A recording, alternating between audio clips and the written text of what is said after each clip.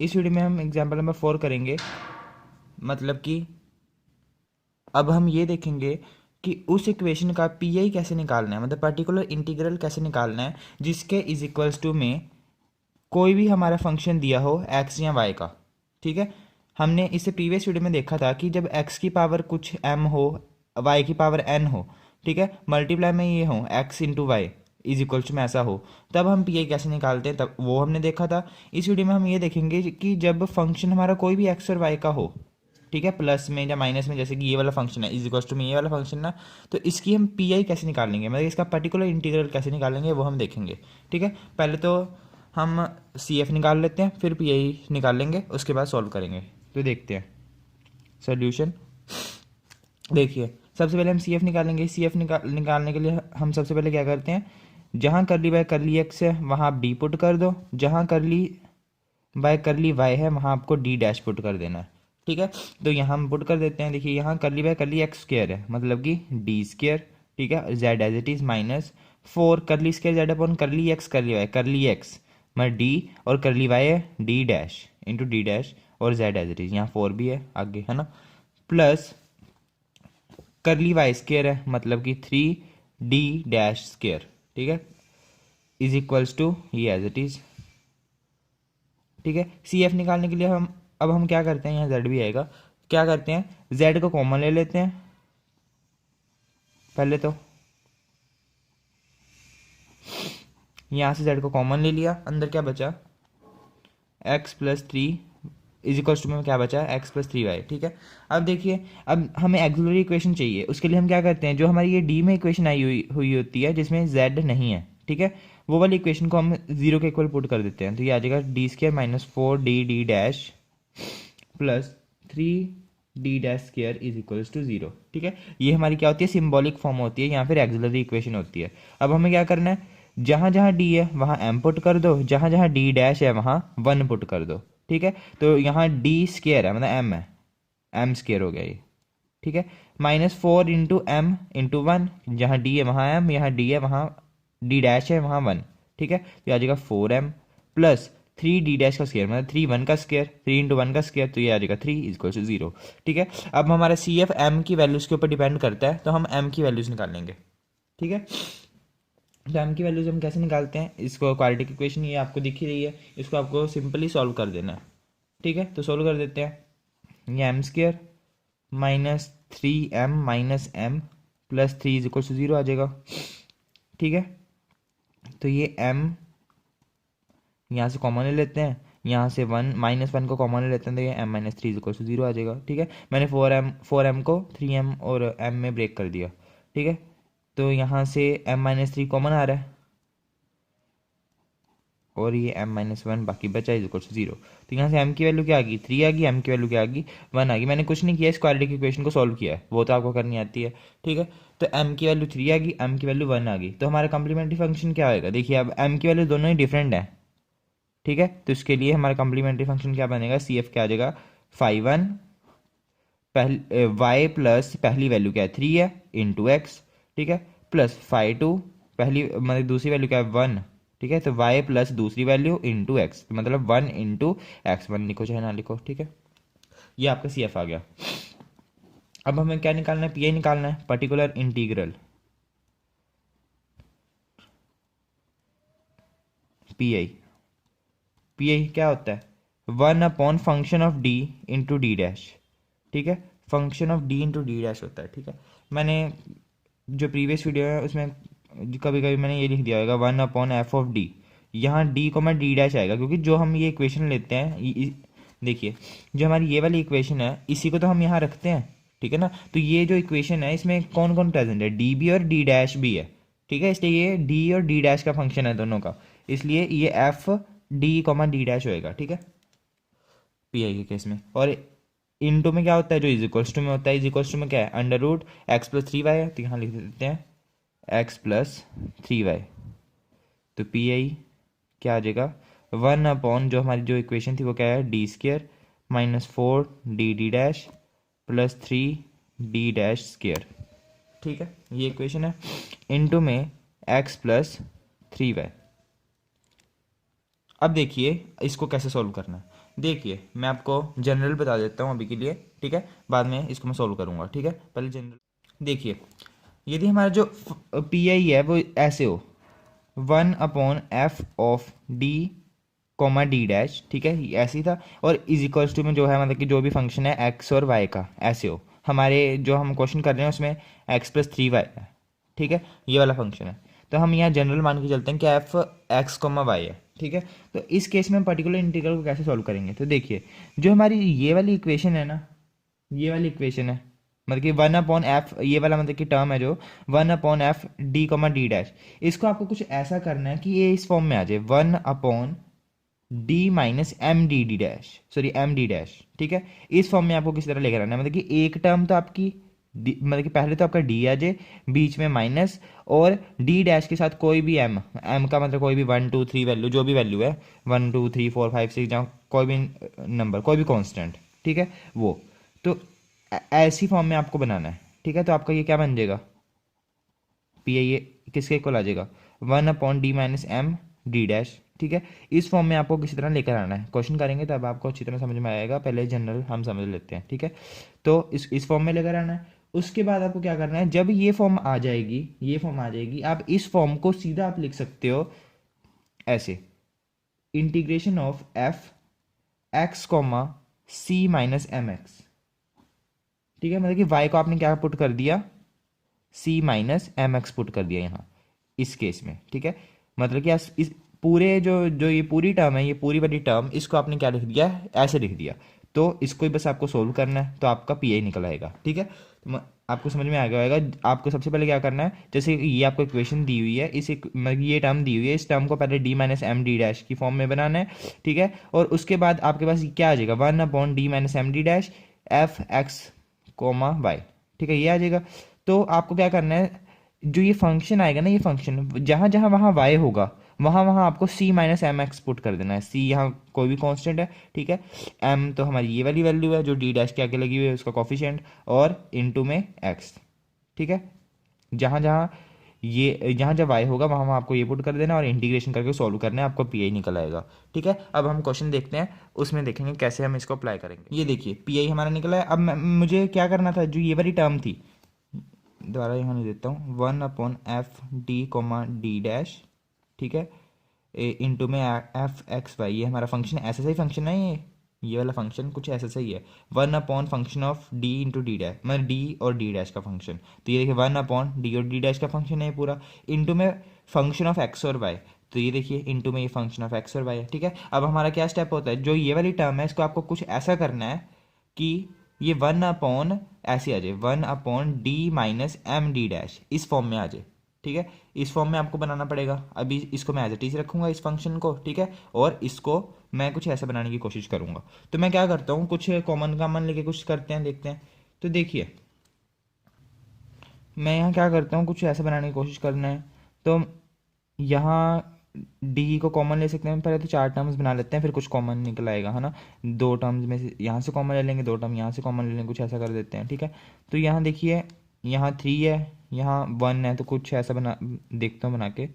इसको मैं लिख सकता हूँ d²-3 dd' माइनस dd', ठीक है। इसको मैंने इस 2 में तोड़ दिया, ठीक है। इसको आप बाद में सॉल्व करोगे तो दोबारा यही बन जाएगा, ठीक है। 3 dd' माइनस 1 dd' क्या हो जाएगा, 4 dd' माइनस का, ठीक है, plus 3d' as it is, ठीक है। अब देखिए यहाँ से मैं d को कॉमन ले लेता हूँ, और यहाँ से भी मैं, यहाँ से d' कॉमन आएगा, d तो है ही नहीं यहाँ, तो यहाँ से d' को कॉमन ले लेता हूँ, ठीक है। देखते हैं क्या पता कुछ बन जाए, ठीक है। और ये साथ में ऐसे चल रहा है x+3y, ठीक है। जब मैं इसमें से कॉमन लूंगा तो ये आ जाएगा 1/1, यहाँ से मैं d को कॉमन लूंगा तो ये d-3d', ठीक है, माइनस यहाँ से मैं किसको कॉमन लूँ, d' को कॉमन लूंगा, माइनस के d' को कॉमन लूंगा तो ये आ जाएगा d-3d', ठीक है, कॉमन ले लिया, और इनटू में x+3y एज इट इज, ठीक है। आगे देखते हैं। तो हमारे पास ये चीज़ आ चुकी है, ठीक है। अब यहाँ देखिए ये d-3d' है, यहाँ भी d-3d' है, तो यहाँ से मैं d-3d' को कॉमन ले लेता हूँ, बचेगा क्या, डी माइनस डी डैश, ठीक है, और इनटू में एक्स प्लस 3y, पी हमारा ये आ गया, ठीक है। आगे देखते हैं। अब देखिए ये कुछ ऐसी सी फॉर्म बन चुकी है, D minus three D dash मतलब D minus M D dash, हमें कुछ ऐसा बनाना होता है ना, one upon D minus M D dash, ऐसा कुछ बनाना होता है। देखिए तो D minus M D dash, D minus, यहाँ इसको हम वन मान लेते हैं, वन लिखा है, ठीक है, एम डी डैश, यही बन गया ना। तो हम पहले क्या करते हैं, देखिए ये वाली टर्म को तो अभी मैं पूरे रास्ते ऐसे इसको ऐसे ही रखूंगा, ठीक है, इसको मैं कहूँगा कि यहीं ऐसे ही रहे ये D minus three D dash, ये तो ऐसी रहेगी टर्म। और जो ये पर्टिकुलर इंटीग्रल जो भी है ना, मतलब सॉरी जो भी ये फंक्शन है, इसको मैं इसके साथ चलाऊंगा, one minus D one D dash, ठीक है, इसके साथ चलाऊंगा और इसके ऊपर अप्लाई करूंगा, ठीक है। इसको जब मैं सॉल्व करूंगा तो आपका एक फंक्शन और नया आ जाएगा F into X comma Y में, ठीक है, एक्स कॉमा वाई में एक नया फंक्शन आ जाएगा। तो वो वाला फंक्शन फिर मैं इसके साथ ले लूंगा, अभी दिखाता हूँ। अभी तो आपको इसको छेड़ना नहीं है, इसको चलाते रहना, ठीक है, पहले मैं इसको सॉल्व करूंगा, ठीक है। अब देखिए इसको ऐसे सॉल्व करना है। अब मैंने बताया था कि जब आपके पास ऐसी ऐसी टर्म आ जाए, one upon D minus M D dash into में function of X comma Y आ जाए, आपको सिंपली इस फंक्शन को मतलब कि इस पूरी टर्म को क्या लिख देना है, इसको आपको लिख देना है integration of X, integration of F X comma C minus M X, और इसका इंटीग्रेशन कर देना है आपको, सिंपल, और कुछ नहीं करना, ठीक है। और आपका पर्टिकुलर इंटीग्रल सॉल्व हो जाएगा, ठीक है। तो जहाँ जहाँ मतलब कि सिंपल सी बात है कि जहाँ जहाँ आपका y है वहाँ वहाँ आपको c minus M X put कर देना है और इस टर्म को गायब कर देना है, बस, ठीक है। जहाँ जहाँ y है वहाँ वहाँ c minus M X put कर दो। इस फंक्शन का तो ये मतलब है ना। अब देखिए इस फंक्शन की जगह क्या आ गया, x कॉमा वाई की जगह c माइनस एम एक्स, मतलब जहाँ जहाँ फंक्शन में y है वहाँ वहाँ x minus x plus 3y put कर दो, ठीक है। जैसे कि आपका मान लेते हैं, मैं समझाता हूँ, आपका फंक्शन है x कॉमा वाई, ठीक है, एफ एक्स कॉमा वाई, और ये आपका क्या है, यहाँ x प्लस 3y है ना, x प्लस 3y है, ठीक है। अब देखिए मैंने क्या कहा कि सिर्फ y की जगह आपको c minus M X put कर देना है, तो पुट कर देते हैं x comma C minus M X, ठीक है, ये आ जाएगा। तो ये फंक्शन क्या बन जाएगा, जहां जहां y है वहां वहां मैंने क्या पुट कर दिया, सी माइनस एम एक्स पुट कर दिया ना लेफ्ट हैंड साइड में, तो राइट हैंड साइड में भी ऐसे कर दो। तो जहां जहां y है, y क्या है, ये रहा ना, इसकी जगह आप क्या पुट कर दो, सी माइनस एम एक्स, ठीक है, और इसको सोल्व करके इसका इंटीग्रेशन कर दो, यही का है, ठीक है। और इस वाली टर्म को तो आपको सीधा गायब भी कर देना है, ठीक है, ये समझाने के लिए था। तो यहाँ मैं क्या करूँगा, जहाँ जहाँ y है वहाँ वहाँ c minus M X put कर दूंगा, ठीक है, c माइनस एम एक्स, तो ये as it is one minus D D dash, ठीक है, वन डी डैश लिख देता हूँ, ठीक है, समझ आ जाएगा आपको, x प्लस, चलो इसको मैंने पहले ऐसे लिख देता हूँ, एफ एक्स कॉमा वाई, इसको मैंने ऐसे लिख दिया, ठीक है। बाद में यहाँ y की जगह c minus M X put कर दूंगा, ठीक है, और दोबारा इसको मैं यही बना दूंगा, देखते हैं कैसे।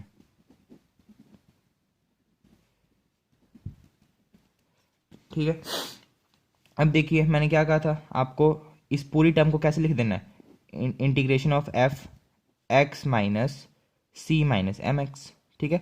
यहाँ एम की वैल्यू क्या है, वन है, देखिए ये होता है ना D minus M D dash, D minus M D dash, D minus M D dash, ये वाली term D minus M D dash into function of X और वाई, ये कि D minus M D dash function of X and Y, तो मतलब कि ये M की वैल्यू यहाँ वन है, ठीक है। तो यहाँ m की जगह वन पुट करोगे, तो इसको मैं सीधा लिख देता हूँ c माइनस वन एक्स, ठीक है, ये पुट कर दिया, ठीक है। और one upon D minus three D dash, जो हमारा ये वाली टर्म है ये ऐसे चल रही है यहाँ, ठीक है, तो पी ये आ गया, ठीक है। अब आपको क्या पुट कर, अब क्या करना है, ये वाला फंक्शन आपने क्या लिया था, ये है ना, इसी को आपने ऐसे लिख दिया, ठीक है, और यहाँ y की जगह c minus one x put कर दिया, मतलब कि यहाँ जहाँ जहाँ y है वहाँ वहाँ c minus one x put कर दो, ठीक है। तो पी आई क्या आ जाएगा, P I is equals to one upon D minus three D dash, ठीक है, यहाँ y है वहाँ आपको c माइनस एक्स पुट करना है, ठीक है, जब वन एक्स m की जगह वन है ना, तो ये आ जाएगा ये इंटीग्रेशन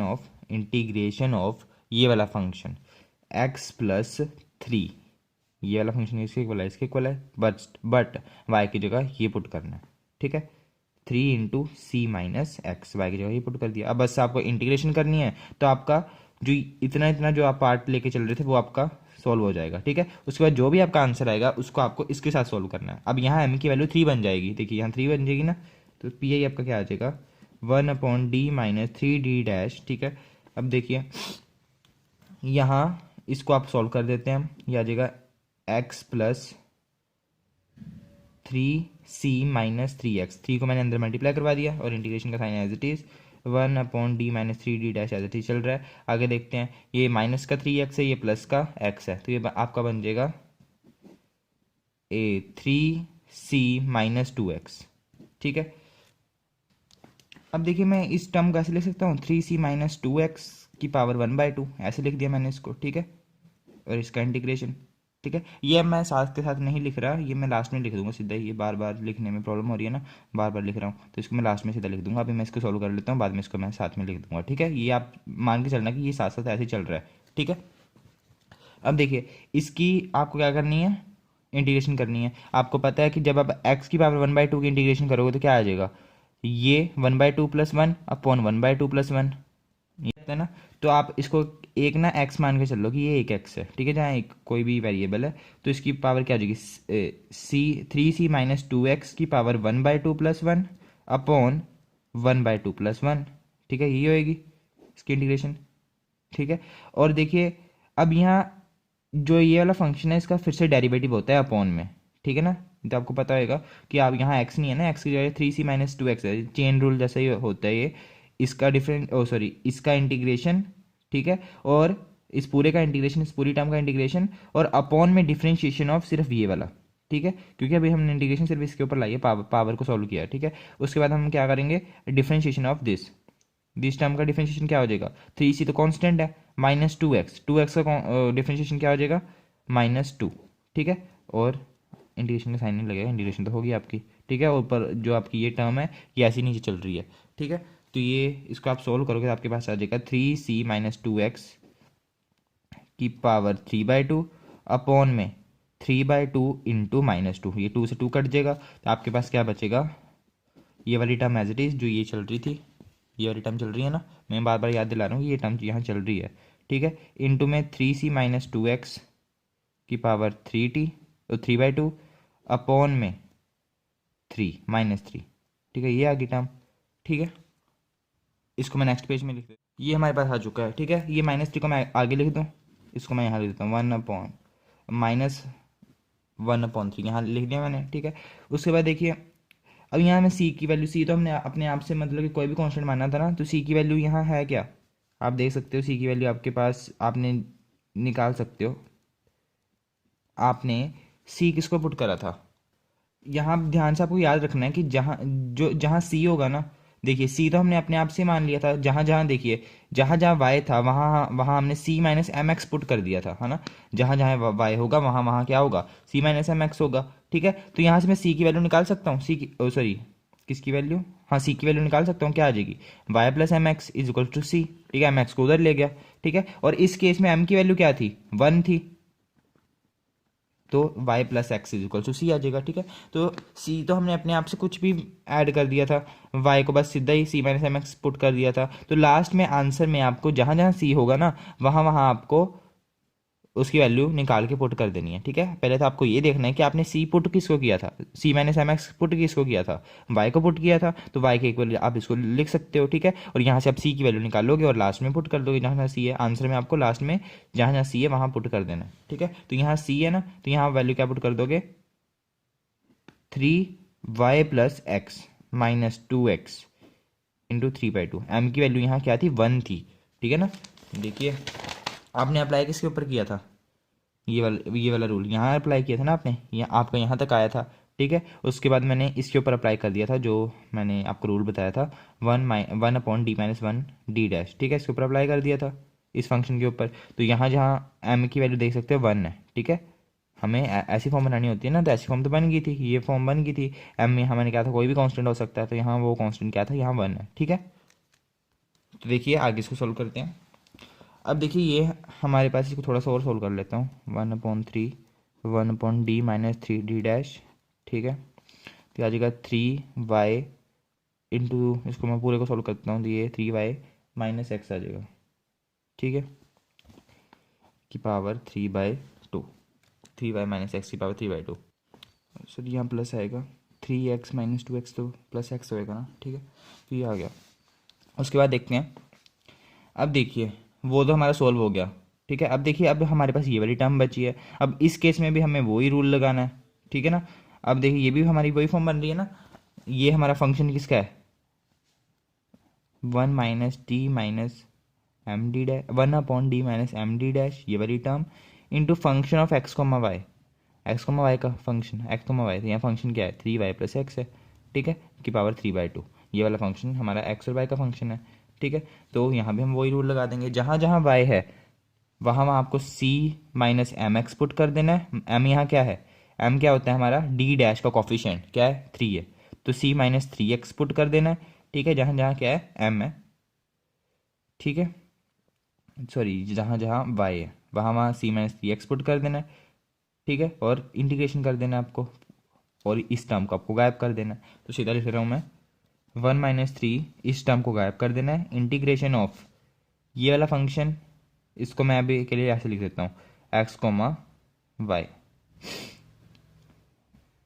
चलिए मैं सीधा ही पुट कर देता हूँ -1/3 इंटीग्रेशन ऑफ जहाँ जहाँ वाई है वहाँ वहाँ c माइनस 3x, तो 3c माइनस 3x, वाई की जगह 3 माइनस 3x प्लस एक्स की पावर 3/2, पूरे की पावर 3/2, और इसका इंटीग्रेशन, ये वाली टर्म गायब कर दी, जहाँ जहाँ वाई है वहाँ वहाँ c माइनस 3x पुट कर देना है, ठीक है। मतलब कि y की जगह हमने c माइनस 3x पुट किया, तो यहाँ से जब मैं लास्ट में c की वैल्यू भी तो पुट करूंगा ना वापस, तो c की वैल्यू यहाँ से पहले निकाल लेता हूँ y प्लस 3x, ठीक है, तो लास्ट में आपको ये वाली पुट कर देनी है। अब देखिए इसका इंटीग्रेशन करना है, तो वही मेथड है, ठीक है, इंटीग्रेशन करने का, पहले मैं अंदर 3 को मल्टीप्लाई कर देता हूँ, तो आ जाएगा 3c minus 3×3 = 9x plus x, तो ये आ गया आपका 3c माइनस 8x का इंटीग्रेशन 3/2। इंटीग्रेशन वैसे ही आपको करनी है जैसे आपको पिछली बारी की थी, कैसे करोगे आप इसकी इंटीग्रेशन, 3c माइनस 8x है, इसकी इंटीग्रेशन क्या होगी, इसकी पावर +1 अपॉन, नीचे भी ये टर्म यहाँ नीचे आ जाती है, इंटीग्रेशन कर रहा हूँ, उसके बाद जो ये वाली टर्म है इससे डेरिवेटिव करना होता है अपॉन में derivative of d/dx of 3c minus 8x, ठीक है, ये किया मैंने। उसके बाद आपका क्या आ जाएगा 1/3 3c माइनस 8x की पावर 3/2 प्लस 1 क्या होता है 5/2, ठीक है, यहाँ भी 5/2 बन जाएगा 5/2, और इसका इंटीग्रेशन क्या हो जाएगा माइनस का 8 आ जाएगा, ठीक है, और आगे ये माइनस पहले का चल रहा है, और इंटीग्रेशन का साइन अब हमने क्यों लगा दिया, ये तो इंटीग्रेशन हो चुकी है, ठीक है, ये आ गया। अब आपको बस ये माइनस है ना, इसको मैं अंदर आगे लेके जाऊंगा तो प्लस का बन जाएगा 1/3 3c माइनस 8x की पावर 5/2 अपॉन में ये 2 1 जा 2 4 जा कट गया ये, ठीक है, तो आपका आ जाए 5 4 जा 20, ठीक है, बस मैंने इंटीग्रेशन किया जैसे कि मैंने पिछली बारी की थी, सेम ही की है, ठीक है, 3c माइनस 8x अपॉन 20 आ गया, ठीक है, इसको थोड़ा बहुत आप सोल्व कर सकते हो, 3 2 जा 6 1/60 इंटू 3c माइनस 8x की पावर 5/2, ये आपका आ गया आंसर, ठीक है, पी आपका ये आ गया, तो पी आपका क्या निकला है, ये निकला है, ठीक है, अभी निकला नहीं है, सॉरी, यहाँ सी की वैल्यू तो पुट करनी है, सीधा हमने अपने आप से कुछ लिया था, तो वो हमने क्या लिया था, जहाँ जहाँ वाई है वहाँ वहाँ हमने c माइनस 3x पुट किया था ना, तो हमने c की वैल्यू यहाँ से निकाल रखी है, क्या है y प्लस 3x, क्योंकि y जहाँ जहाँ है वहाँ हमने c माइनस 3x पुट किया है, ठीक है, इसका मतलब यहाँ से मैं c की वैल्यू निकालूंगा तो आएगी y प्लस 3x, तो यहाँ बस आपको क्या करना है y प्लस 3x पुट कर दो c की जगह, तो यहाँ आ जाएगा y प्लस 3x, ठीक है, माइनस 8x 5/2, इसको थोड़ा और सोल्व करता हूँ, तो 3 को अंदर मल्टीप्लाई करूँगा, पूरा पूरा सोल्व करके आपके पास क्या आ जाएगा 3y प्लस एक्स की पावर 5/2 1/60 बाहर, पी आपका ये आ गया, ठीक है, सी एफ आप निकाल चुके हो, क्या निकाला था आपने सी एफ, ये रहा सी एफ, आपने ये निकाला है, इक्वेशन नंबर 1 आपने नहीं निकाला, ये मैंने निकाला है, आपको अपनी कॉपी में खुद प्रैक्टिस करनी है, ठीक है, ये तो मैंने निकाला है, आपने थोड़ी निकाला है, तो आप अपनी कॉपी में खुद प्रैक्टिस करना, तभी आपको सॉल्व में समझ में आएगा अच्छी तरह। तो सी एफ हमने इक्वेशन नंबर 1 में निकाल लिया, पी आई हमने यहाँ निकाल लिया, तो आपका मतलब कंप्लीट सोल्यूशन क्या होता है, कंप्लीट सोल्यूशन आपका क्या है P I plus C F, ठीक है, तो P I plus C F कर दो, इसको उसमें ऐड कर दो, आपका आंसर आ जाएगा, ठीक है, तो आपका कंप्लीट सोल्यूशन निकल आएगा।